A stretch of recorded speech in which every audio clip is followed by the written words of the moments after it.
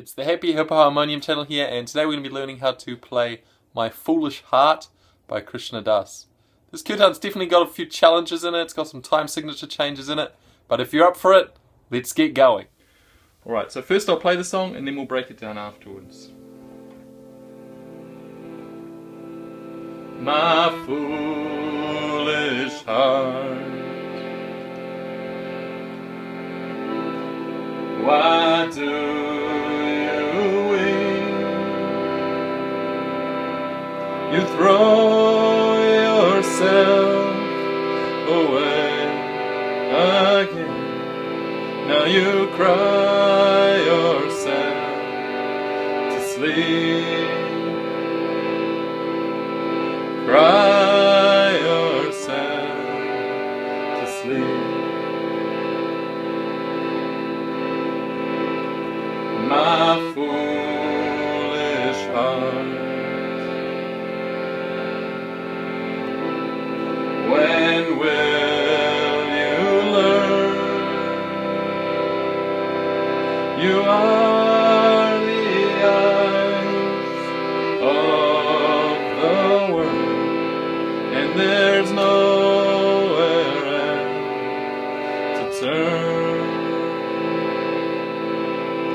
Nowhere else to turn.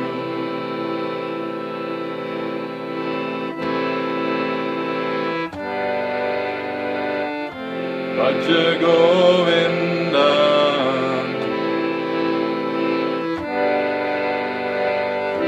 Bhaja Govinda,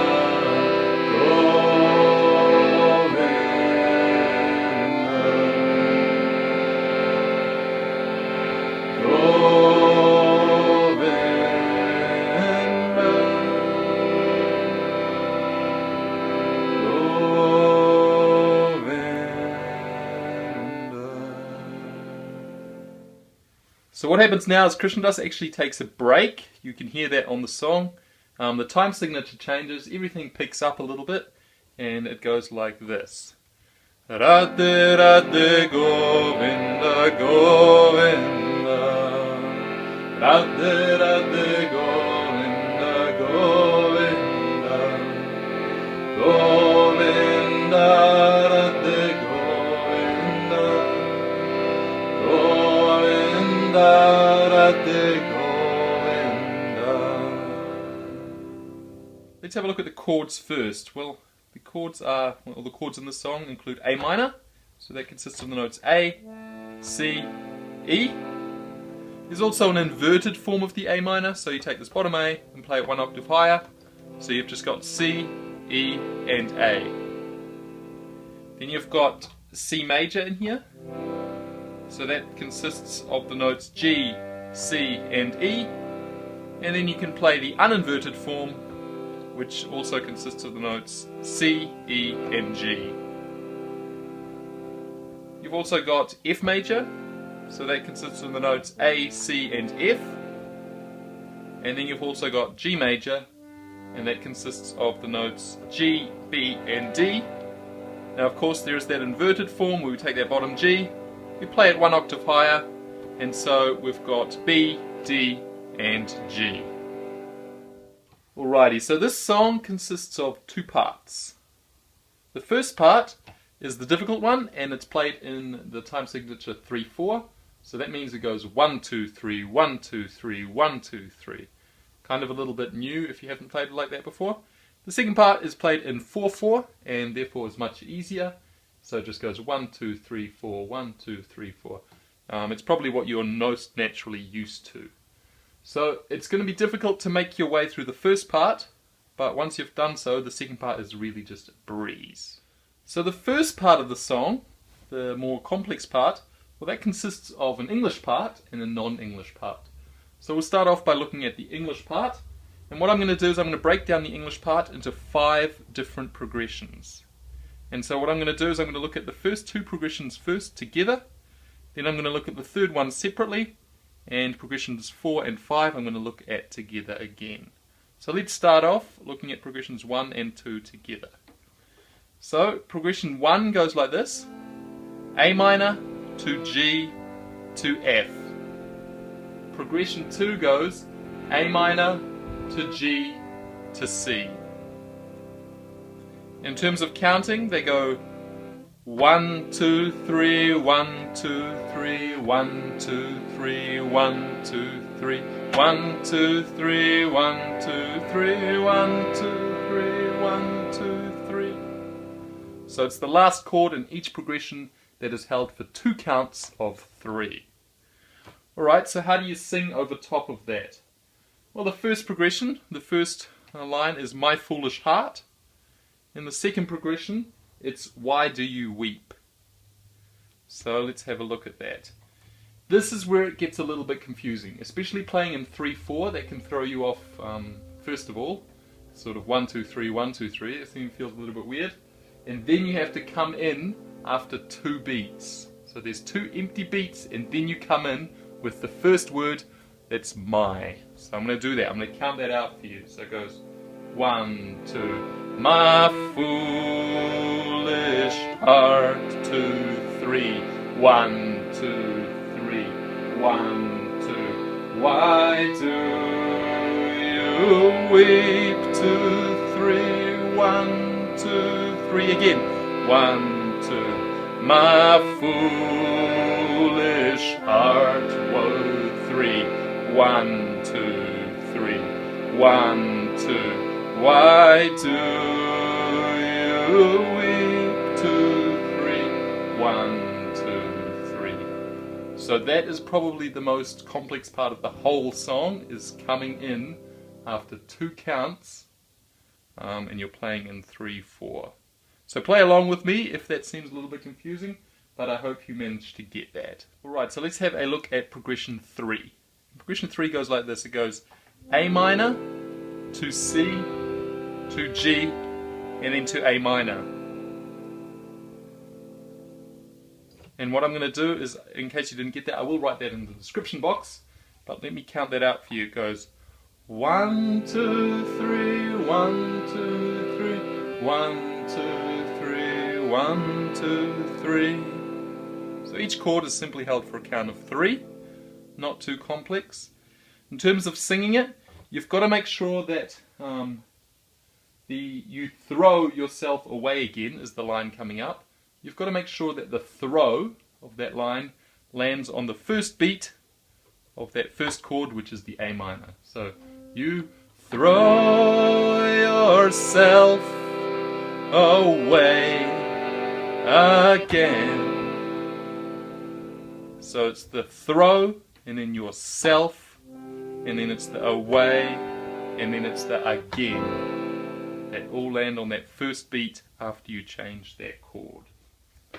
Alright, so let's have a look at progressions 4 and progressions 5. So these ones, well, they're identical to each other. So progression 4 is the same as progression 5. And they go like this. It goes C to G to A minor. And the count is 1, 2, 3, 1, 2, 3, 1, 2, 3, 1, 2, 3. In terms of singing it, what you have to make sure is that the cry, so the next line is, and now you cry yourself to sleep, followed by cry yourself to sleep. And so you have to make sure that that cry lands on the first beat of the first chord, which is the C. So if you've got a few words before that, which are and now, so you've got to sing them in the previous progression. Sounds a little bit hard, but just practice it a little bit, sing along with Krishna and it shouldn't be too bad. So let's go through that. So, and now you cry yourself to sleep, 2, 3, 1, 2, 3, cry yourself to sleep, 2, 3, 1, 2, 3 again, cry yourself to sleep, 2, 3, 1, 2, 3, cry yourself to sleep, 2, 3, 1, 2, 3. So that is pretty much it for the English part. There is another verse for the English part. However, that follows the same progression. So if you can play that and you can sing that first paragraph of English words comfortably, you can just literally overlap the next passage of English words and it shouldn't be a problem. Alright, so let's have a look at the first of the Sanskrit parts. So this progression is exactly the same as the first two progressions in the English part.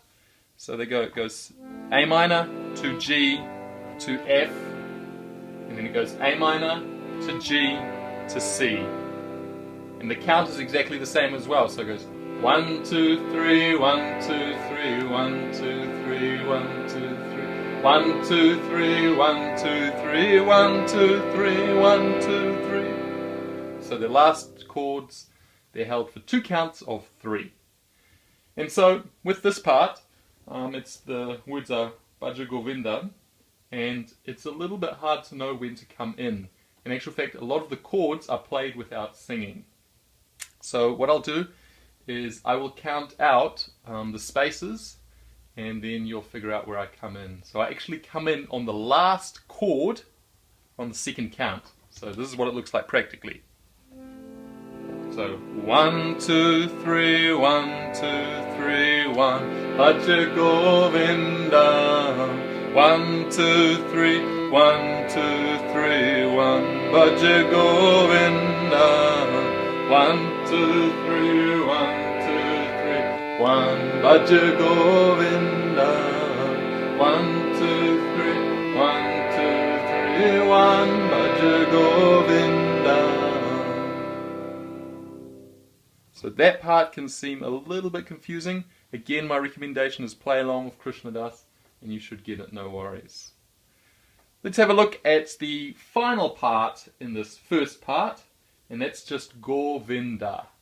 This is the easiest part in the first part, or the easiest segment, and it goes like this. It follows exactly the same progression as last time, so it goes A minor to G to F, A minor to G to C. Again, the count is 1, 2, 3, 1, 2, 3, 1, 2, 3, 1, 2, 3, 1, 2, 3, 1, 2, 3, 1, 2, 3, 1, 2, 3. So the first two chords, they're held for a count of 3, and the second, or I should say the last chord, is held for 2 counts of 3. Alright, so singing it, again, is really easy as well, because you come in immediately, no gap, and you sing over pretty much all the chords. So I'll do it for you. So it goes, counting myself in, 1, 2, 3. Govinda, 2, 3, 1, 2, 3. Govinda, 2, 3, 1, 2, 3. Govinda, 2, 3, 1, 2, 3.